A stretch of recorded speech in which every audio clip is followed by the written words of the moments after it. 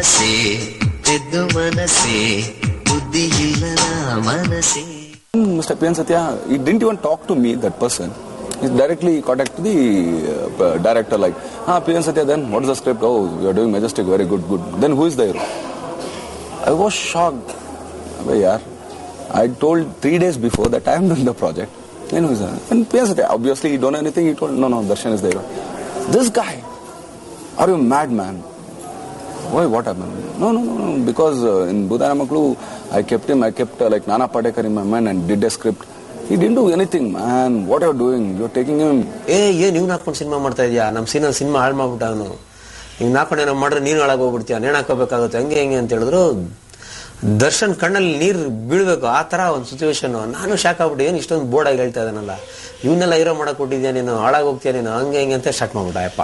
ಅವತ್ತಿಗೆ ಆ ರೈಟರ್ಗೆ ತುಂಬಾ ಒಳ್ಳೆ ಹೆಸರಿತ್ತು, ದೊಡ್ಡ ಸಿನಿಮಾಗಳು ಬರ್ದಿದ್ರು. Because before that P.N. Sathya has done 2 projects.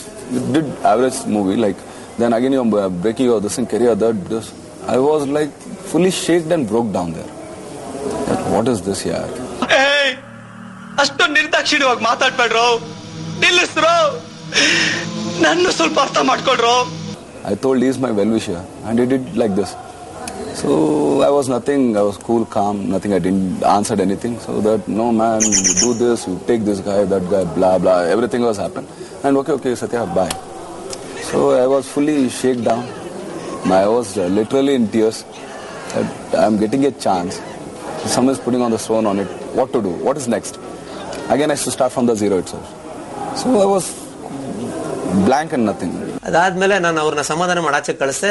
Darshan full ಒಂಥರ ಡಲ್ ಆಗ್ಬಿಟ್ರು. ನಾನು ಹೇಳಿದೆ, ದರ್ಶನ್ ಏನ್ ತಲೆ ಕೆಡ್ಸ್ಕೋಬೇಡಿ, ನಿನ್ನ ಅದೃಷ್ಟನೂ ಚೆನ್ನಾಗಿತ್ತು, ನನ್ನ ಅದೃಷ್ಟನೂ ಚೆನ್ನಾಗಿತ್ತು. ಯಾಕೆಂದ್ರೆ ಈ ಮಾತು ಪ್ರೊಡ್ಯೂಸರ್ ಮುಂದೆ ಹೇಳಿಲ್ಲ, ಪ್ರೊಡ್ಯೂಸರ್ ಇರ್ಲಿಲ್ಲ ಆ ಇದ್ರಲ್ಲಿ. ಬಟ್ ಇನ್ ತಲೆ ಕೆಡ್ಸ್ಕೋಬೇಡ, ನೀನೇ ಹೀರೋ, ನಾನೇ ಡೈರೆಕ್ಟರ್, ಕನ್ಫರ್ಮ್, ಇದೆಲ್ಲ ಮಾತಾಡೋದು ಬೇಡ, ಹೋಗು. ಇದಕ್ಕೆ ಆನ್ಸರ್ ಇದೆಲ್ಲ, ಸಿನಿಮಾ ರಿಲೀಸ್ ಆದಾಗ ಗೊತ್ತಾಗುತ್ತೆ, ಅವರೇ ನೀನು ಹುಡ್ಕೊಂಡ್ ಬರ್ತಾರೆ ಅಂತ ಹೇಳಿದೆ. ಬಟ್ ಆ ದಿನ ಬಂತು.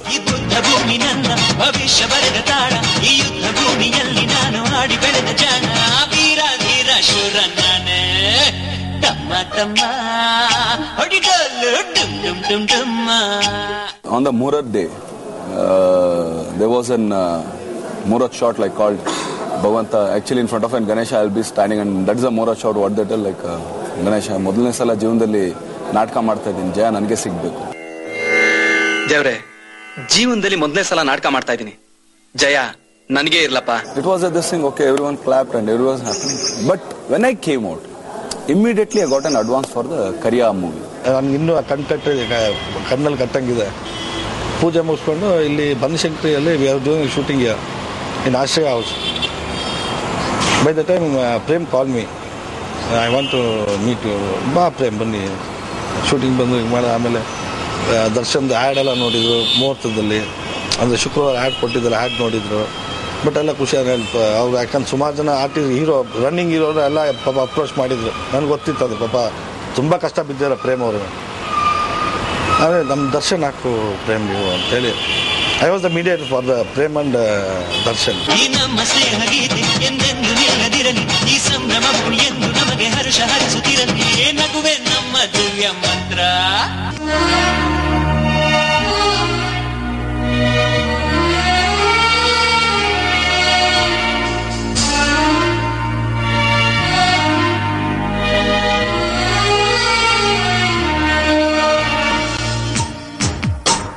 ಸುದೀಪ್ ಟೋಲ್ ಮಿ, ಸ್ಪರ್ಶ ನನ್ನ ಜೊತೆ ಆ್ಯಕ್ಟ್ ಮಾಡಿದ್ರೆ ಹೀರೋಯಿನು ಸಕ್ಸಸ್ ಆಗಿದೆ, ಯು ಜಸ್ಟ್ ಪುಟ್ ಮಿಸ್ಟರ್ ರೇಖಾ ಹಾಕು, ನೀನು ಸಕ್ಸಸ್ ಆಗುತ್ತೆ, ಒಳ್ಳೆ ಲಕ್ಕಿ ಗರ್ಲ್ ಅಂತ ಹೇಳಿ. ನನಗೆ I caught that point. But ಅದು ಮನಸ್ಸನ್ನು ಇಟ್ಕೊಂಡು ನಾನು ಸ್ಪರ್ಶ ರೇಖಾ ಹಾಕ್ಬೇಕಂತೇಳಿ ನಾನು ದರ್ಶನ್ಗೆ ಹಾಕಿದ್ದೆ.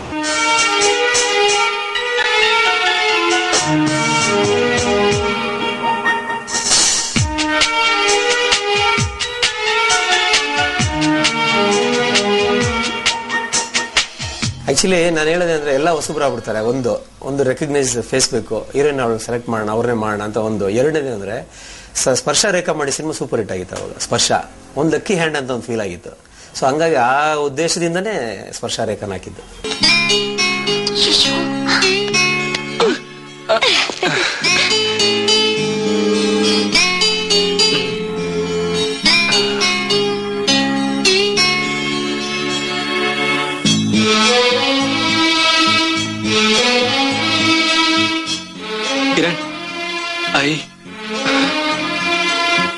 I love you. Hats off to Rekha, the heroine. Actually, now also I'll be telling Sudip. See, whatever you think, yeah, but she is the luckiest heroine for us both.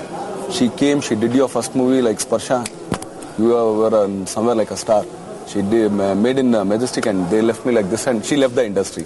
Now also I'm very glad to Rekha. ನಿಮ್ ಸ್ನೇಹ ನನ್ ಜೀವನದ ದಿಕ್ಕನ್ನೇ ಬದಲಾಯಿಸಿ ಕಾಣ್ದೇ ಇರೋ ಪ್ರೀತಿ ಅನ್ನೋ ಕನ್ಸಿನ ಪ್ರಪಂಚಕ್ಕೆ ಪರಿಚಯಿಸ್ತಾ ಇದೆ. ಪರಿಚಯ ಹೊಸದಾದ್ರೂ ಸಂಬಂಧ ಹಳೆದೆ.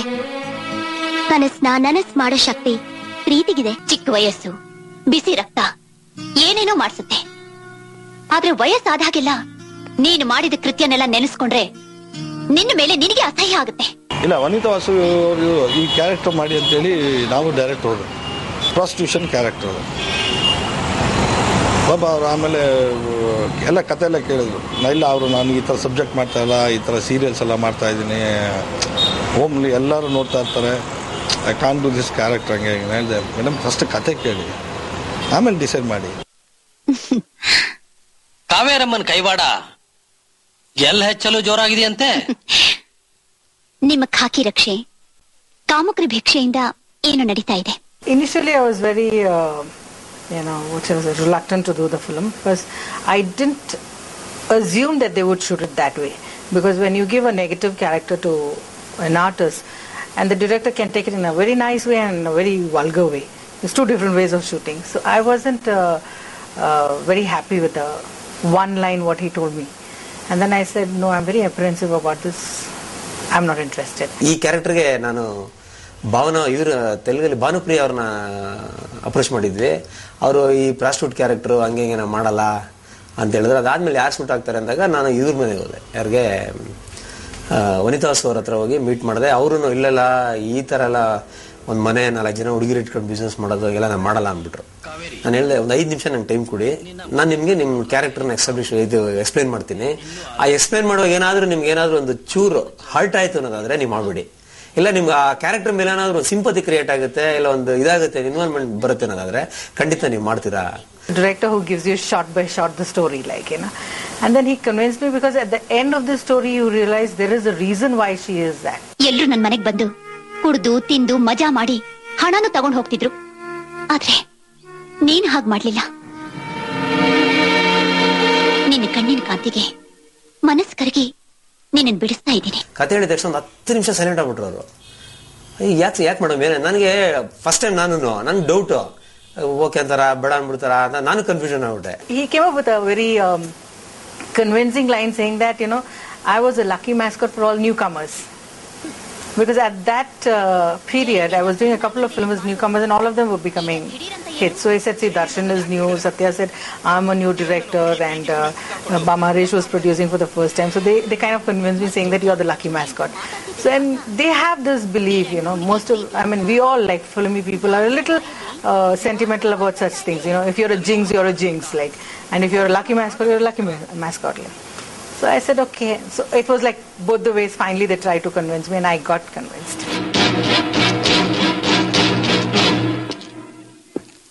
ಹುಟ್ಟಿರೋ ಬಟ್ಟೆ ನಾನು ಬಿಚ್ತೀನಿ, ಕೊಟ್ಟಿರೋ ಮಾತನ್ನ ನೀವು ಉಳಿಸ್ಕೋಬೇಕು.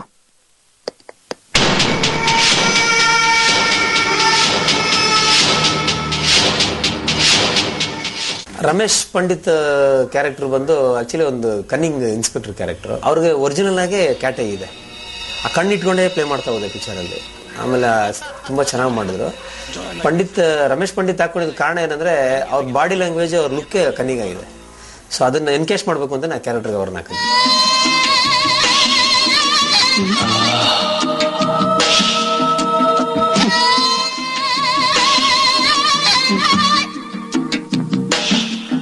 ಒಂದು ಫೈಟ್ ಸೀಕ್ವೆನ್ಸ್, ದರ್ಶನ್ ನನ್ನನ್ನ ಅಟ್ಟಿಸ್ಕೊಂಬಂದು ಹೊಡೆಯೋದು.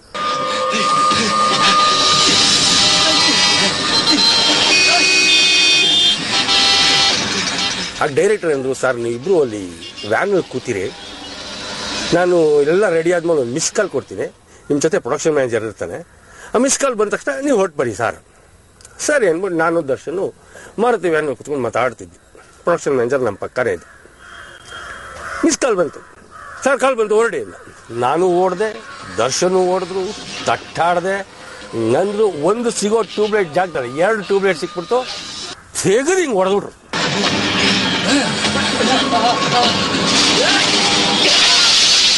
ಪಾಪ ದರ್ಶನ್ಗೆ ಆಗ ಎಕ್ಸ್ಪೀರಿಯನ್ಸ್ ಇಲ್ಲ ಅಂತ ಆಮೇಲೆ ಹೇಳಿದ್ರು.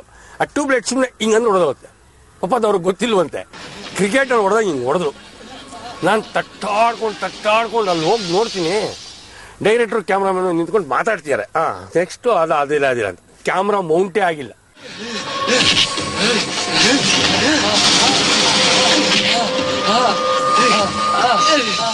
ಅದಾದ್ಮೇಲೆ ದರ್ಶನ್ ಮುಖ ನೋಡ್ಬೇಕಾಯ್ತು ಸರ್. ಅಳೋದೊಂದು ಬಾಕಿ, ಹೊಡೆದ್ಬಿಟ್ನಲ್ಲ ನನಗೆ ಅಂತ ಅಂದ್ಬಿಟ್ಟು. ಅಂತ ಸಚ್ಚೆ ಸಖತ್ ಎಕ್ಸ್ಪೀರಿಯನ್ಸ್. ಆಲ್ಮೋಸ್ಟ್ ನಾವು ಅವತ್ತು ಒಂದೇ ದಿನ ಒಂದು 15 ಕಿಲೋಮೀಟರ್ ಓಡಿಸ್ಯಾರ ಡೈರೆಕ್ಟರ್ ನಮ್ಗೆ. ನಾವು ಹೆಂಗ್ ಹೊಡೆದ್ರು ಶಾರ್ಟ್ ತೆಗಿಯೋರು. ಕಾರ್ಪೊರೇಷನ್ ಸರ್ಕಲ್ ಹಿಂಗೆ ಬಂದೆ, ಓಡಿ ಸುಸ್ತಾಗತ್ತು.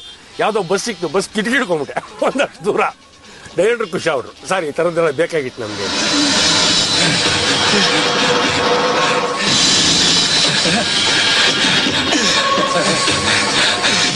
I'm very fan for all the big villains who are there, like Vajramani sir, Dhiren Gopal sir. Because, see, actually, talking like being a normal hero, you have some board in it. You have some square in it. You should play in that square itself. But for a villain character, or for a negative or grey shade character, you don't have any boards. You can do whatever you want. You can smile however you want. You can look how dirty you are. See, in that movie, actually, I put on contact lens, no brush, and morning if I put a makeup and it was fully like oily, this thing, and full, all my teeth were like something like putting pan parag and all. ಕವರ್ನಲ್ಲಿ photo ಇದೆ, ಅವನ್ನ ನೀನು ಎತ್ತಬೇಕು. ಕೂಲಿ ಬಂದ್ಮೇಲೆ ಕೊಲೆ ಮಾಡಿ ಮೂಲೆಗೆ ಹಾಕೋತಾನೆ ಈ ದಾಸನ್ ಕೆಲ್ಸ.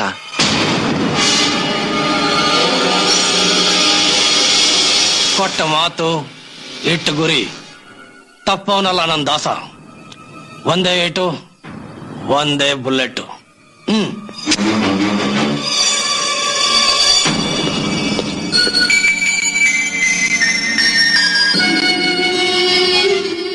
ಚಿಲ್ಲರೆ ಹಣ ಕೊಟ್ಟು ಇಷ್ಟು ದೊಡ್ಡ ಡೀಲ್ ಅವನು ಕೊಟ್ಟಿದ್ದೀರಲ್ಲ, ಬುದ್ಧಿ ಇದೆಯಾ ನಿಮ್ಗೆ?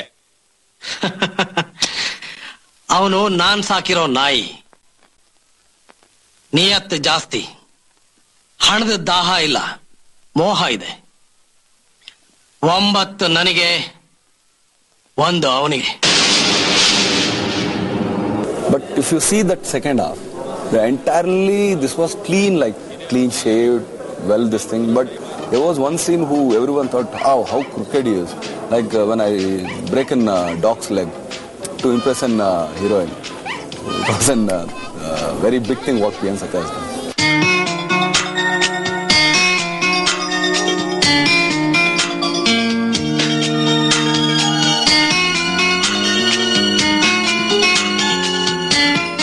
ಮೇಡಮ್, ಏನ್ ಯೋಚನೆ ಮಾಡ್ತಾ ಇದ್ದೀರಾ? ಸ್ವಲ್ಪ ಡ್ರಾಪ್ ಮಾಡ್ತೀರಾ? ಅಲ್ಲರಿ, ಮನುಷ್ಯರ ಮೇಲೆ ಕಾರ್ ಹತ್ತಿದ್ರೇನೆ ಕೇಳೋರಿರಲ್ಲ, ಅಂತದ್ರಲ್ಲಿ ಆಫ್ಟರ್ ಆಲ್ ನಾಯಿ ಮರಿ. ಪ್ಲೀಸ್ ಮೇಡಮ್, ಬ್ಲಡ್ ತುಂಬಾ ಹೋಗ್ತಾ ಇದೆ. ಪ್ರಾಣಿ ಹಿಂಸೆ ಮಹಾಪಾಪ. ದಯವಿಟ್ಟು ಡ್ರಾಪ್ ಮಾಡಿ ಮೇಡಮ್. ಬನ್ನಿ. Thank you madam.